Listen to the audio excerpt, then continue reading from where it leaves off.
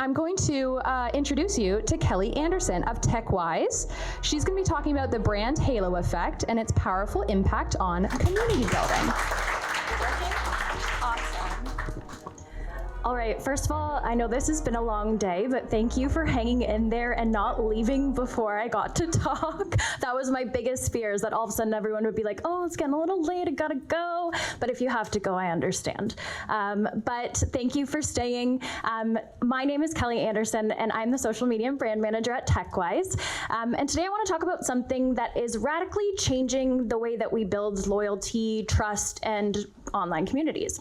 It's not just about going viral, it's about brand halo. And don't worry if you don't know what brand halo is, we're gonna talk about that a lot today. And it's essentially just the feeling that surrounds your brand, even when you're not actively posting. So I wanna start with a bit of a trip down memory lane with some examples. So who remembers, show of hands, when someone went viral for showcasing that their car was set on fire and their Stanley tumbler survived the fire and still had ice in it? Show of hands? Okay, yeah, that resonated with us, right? Okay, I know that I have a couple Stanleys and this really did it for me. All right, what about, do you recall, we're not working. Oh, there we go. Who can recall a very distant memory? Just kidding. We're still in it for me personally, but Brat Summer is coming back again for round 2. Who remembers this cultural moment? Okay, thank you. These are my people. And you will notice the lime green throughout the presentation. It's not just because it's TechWyse green. We're also giving Charlie a little bit of a little nod there. How about this guy? Anybody remember this guy? How could you not? Okay, Old Spice, bringing us back. We love him. And then what about these quirky OG characters that bring us a ton of nostalgia? We remember this. We remember how they make us feel even today, right? With McDonald's. Last but not least, I know a couple other people referenced this in their presentations, but who remembers the Dove's Real Beauty campaign? Now, the biggest question, how did these campaigns and these moments, these cultural figures make you feel? I'm going right back to my therapist's favorite line. How did that make you feel? Anybody wanna give us a little thought on how any of those campaigns made them feel? Just yell out a couple words. Accepted, love it. Nostalgic. Old, fair. Oh, I know. Fair enough. Part of a conversation. I love it. So these aren't just ads, right? These are cultural experiences that we all shared. Many of us in this room have shared. And they leave behind something that's a feeling, a resonance, and that's what we call brand halo. Experience is what builds community, and community is what creates the halo around your brand. The brand halo effect, in a nutshell, is again, the feeling that surrounds your brand. Everything to do with your brand around it. It's not just your brand voice or your visual identity, it's the vibe. And I know we have the thing back there that's like, how's the vibe today? The vibe is really good around Heorka, right? The brand halo is strong with Heorka. We love it. Now let's look at some other examples of how we maybe feel about some brands that are pretty iconic as well. You think about Apple. Again, some words that might come to mind: innovative, premium, sleek.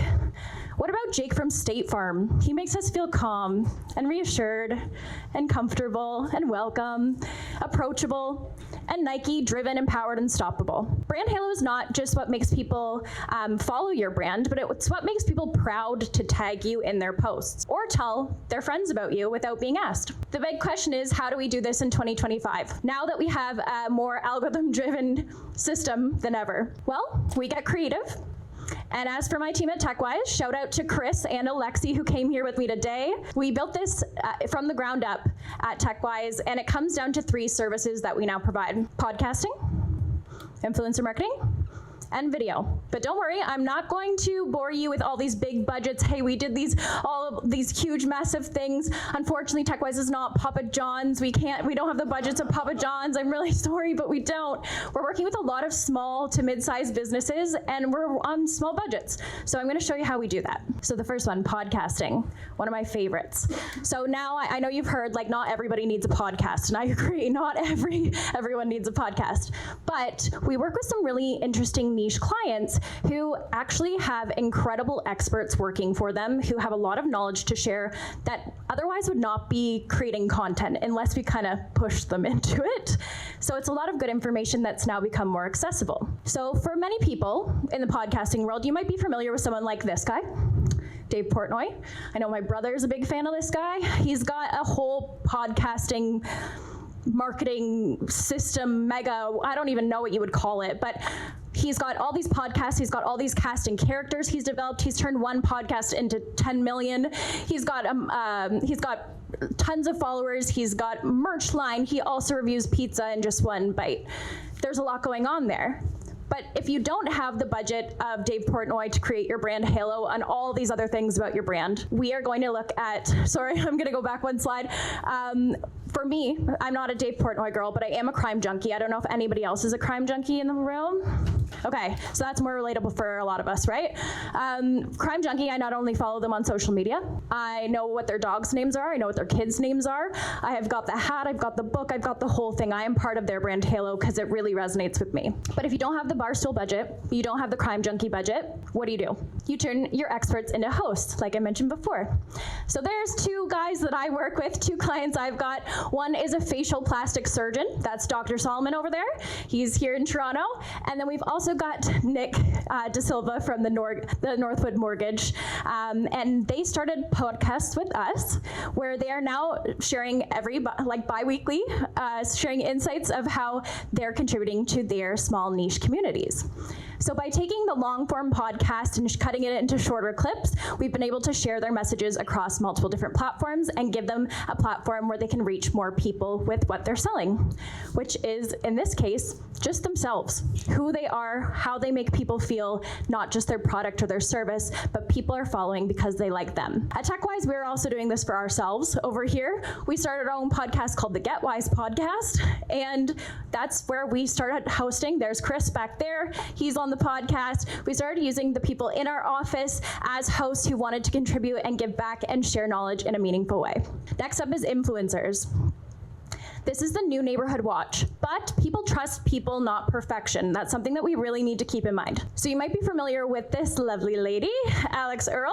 Her rise to fame on TikTok really expanded after she started getting more vulnerable with her posts and showing her acne journey. So yes, she has made lots of money and she has very many opportunities and is obviously very beautiful, but her real rise to fame came after she was more vulnerable about something that was kind of shameful in her eyes of what she was going through. So again, people, not perfection. However, this did lead in her favor when she started marketing with brands such as Mighty Patch, where obviously there was a natural consumerism there, but it made it feel more natural because people who followed her were also maybe struggling with acne. This seemed like a really natural fit. They trusted her and they wanted to participate in what she was selling. But if you don't have a budget for Alex Earle, which most of us probably don't, what do? You can turn your customers into ambassadors, which I know a lot of speakers talked about today, and I couldn't agree more. At TechWyse, we did this for a couple different small businesses that we work for, such as Boof by Aji, which was a restaurant here in Toronto. We partnered with a celebrity chef, and he needed more people to come into the restaurant and try his food. He couldn't get anybody there during the week, and we said, okay, people need to know about this tasting menu you've got. We went out, we found a bunch of micro-influencers in Toronto, and we said, hey, come have a free meal. That's it. We're just gonna ask you if you enjoyed it to review it on TikTok, and that's it. That's simple, easy. They came, and then he was booked up for the next 3 months straight. He also, I think he brought an additional $20,000 in 1 month, so repaid the investment for sure. This next example was Figure Skating Boutique. They sell figure skating dresses and skates and things like that in our community, and we partnered with a local skating coach who was willing to create content with her young skaters about the different items that they were using when they were doing their warm-ups before skating practice. Amazing content coming right from the community of people who are actually buying and using these goods. And then of course we've got Vitamin Tree, where a naturopathic doctor partnered with us and was a spokesperson because she just loved the brand so much, she was willing to do this for free. Now, I strongly urge you to pay your creators, but there's also an opportunity to also barter with goods. So for someone like the skating group, they were like, if you want to give us a bunch of e-spinners, which are like these skating things that you can spin on with your skates, we'll do this. So there is opportunity there for there still to be value. Lastly, we've got video development, which is what my team is doing here today. So very meta. We want to make people feel something. And I know a lot of speakers talked about that today. And I think that's the word of the day is feeling, feel something. Who's aware of this guy? If you know his name, yell it out. Okay. And why do we know him? Not just because he's everywhere, but has he left a lasting impression on you because of a certain video you maybe saw of him, or you saw something, probably you saw a video, right? Maybe it was when he was giving away a bunch of cars, or he paid someone's down payment on a home, or he had an entire game show that he created. Through video, he's been able to connect with a number of different audiences and bring people into a community that loves Mr. Beast. That's why he's got millions of followers and a whole list of crazy accomplishments. However, you know what I'm gonna say, if you don't have the budget for Mr. Beast, what do? We turn your team into storytellers. Again, something that has been said over and over again today, we are all storytellers, so why don't we ask our team to participate in the storytelling? So we did this for a client called Clearview. They do laser vision correction, and we were like, how do we make people interested in laser vision correction? And so we sat down with their team and we actually interviewed them, asked them a ton of FAQ questions, and asked them why they love specifically working at Clearview out of all the other places that they could work. These answers were some of the most beautiful answers we had heard. They said, this is a family. I've worked here for over 15 years because this team matters to me. So when you're someone who's maybe considering laser vision correction and you see that, might make you consider them more than just someone you found off Google. So that really resonated. 47,000 views in the first couple months. Same with Dr. Solomon. I told you about him earlier. He's a facial plastic surgeon.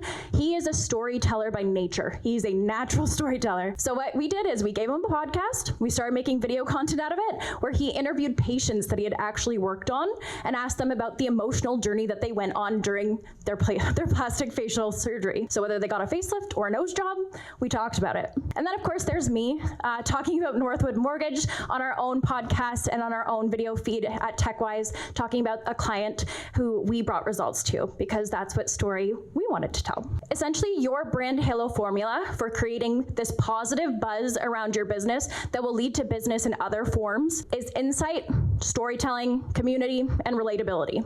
These are the words I want you to hold on to today and think about when you leave this room. The key takeaways, again, we'll do a little roundup. 1, turn your experts into hosts. However you want to use them as hosts, use them as hosts. Recruit ambassadors and plan for user-generated content. 3, let your team share the story. Social media managers in the room, it doesn't have to just be you. I promise you can delegate and ask other people to help you out with content. You might be surprised, some people might have some secret hidden talents that they've always wanted to tap into, and it could be some of your best content yet. Marketing to me is about being closer, not louder. And when you let your audience feel seen, not just sold to, that's where the magic happens. So if you want to follow us on social, I've got to do the shameless plug, of course, for TechWyse. We're creating a bunch of amazing content right now that we're experimenting with, and we've got a lot of cool ideas on there. Between me, Alexi, and Chris, we're a 3-person team, and we're pumping out as much content as we can. So if you follow us, we'll follow you back, I promise. But we would love to hear your thoughts on our content, and we would love to give our thoughts on yours. So feel free to DM us if you want like a mini audit of anything. I'm happy to give you my advice. You can also follow me on LinkedIn if you want to connect with me there, feel free. And if you want to learn more about Brand Halo, we also have a lot of resources and information on our website, so please go check it out. And that's it from me. Do we have any questions?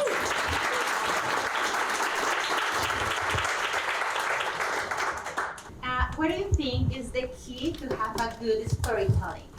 Oh, it is always, to me, authenticity. I feel like further to what we were just talking about, previously to what Daniel was just talking about was, for example, if I go to my CEO and I say, okay, I want to engage the team in storytelling, I want you to do some founder marketing, let's figure this out, here's a script. He'll go, oh, okay, I'll just read this. Whereas if I go to him and I say, hey, why don't we just sit down comfortably, and I'm gonna set up a camera, I'm just gonna ask you a couple questions. And he's not gonna be super prepared for it, but that's where the magic happens again. So it's authenticity of storytelling. We don't wanna over plan. Let's strip it back. Let's get real. You don't have to use all the things that he said because it might not all be perfect, but pulling out those key moments is really gonna be impactful. So plan like a half an hour, ask a bunch of questions, use the best two in the video. That's where you're gonna get the meat of it, but also where you're gonna get the most authentic, genuine bits and pieces that are not overly rehearsed. So I'm just curious to hear, what's your thought process of starting a podcast versus being a guest on a podcast? And just thinking out loud, right? Because from our side, from an agency side, it's a lot of work. It's a lot of strategy. It's a lot of work. Right? To what are we going to talk about? Who's going to be on our podcast? Versus the flip, it's like, hey, this is a very loud market, right? Like there's a lot of podcasts out there. Let's go and find some other opportunities. So I'm just curious your thought process. Yeah, it's a really great question. And like I said, like not everybody needs a podcast, but if you do have a niche that you think is interesting, or you have somebody on your team, an expert that is really knowledgeable about something that there maybe be a gap, like there is a gap somewhere in the market for, that's kind of when you know there might be something to dig a little bit deeper in. However, it's also one of those things that until you experiment with, you don't know if it's gonna work or not. You don't know if you're gonna find your community, which is not a super satisfying answer to be like, spend all these resources and buy all this equipment and do all this thing that you don't know is gonna work, which is what we did at TechWyse, right? Like we were like, hey, we're gonna try this. We're gonna start selling this as a service. We don't 100% know it's gonna work, but we're gonna try. Luckily, it worked out, but it can be a very scary thing. So something that we always encourage now is that instead of just going off and starting a podcast yourself, partner with someone who's already doing it. Try it out using their equipment, like almost like lease the equipment. Don't buy it all and spend millions of dollars. Like try it out, be a guest, see if you like it, feel it out, test the market, think about it. But another tool that I love for podcast planning is ChatGPT. So when it comes to figuring out what your topic is going to be, what keywords you want to rank for from an SEO side of things, you want to make sure you're building topics and content around something that maybe no one else has really tapped into. So use that as an SEO tool, validate it through SEMrush and whatnot, but find some of those key areas and then also use ChatGPT to lay out the agenda for your podcast episode. So I'll put all my prompts in. This is what the episode's about. Here's my host. This is how long I want it to be. Here's some key things we want to touch on. But from a basic outline, break that down for me. I go and edit it, of course, but I can share it with my guests and my hosts ahead of time and say, these are kind of the key areas we want to flow into. No script, but this is just a guideline. And that really helps to cut down on the, what are we going to talk about? So those would be my tips there. All right, thanks guys.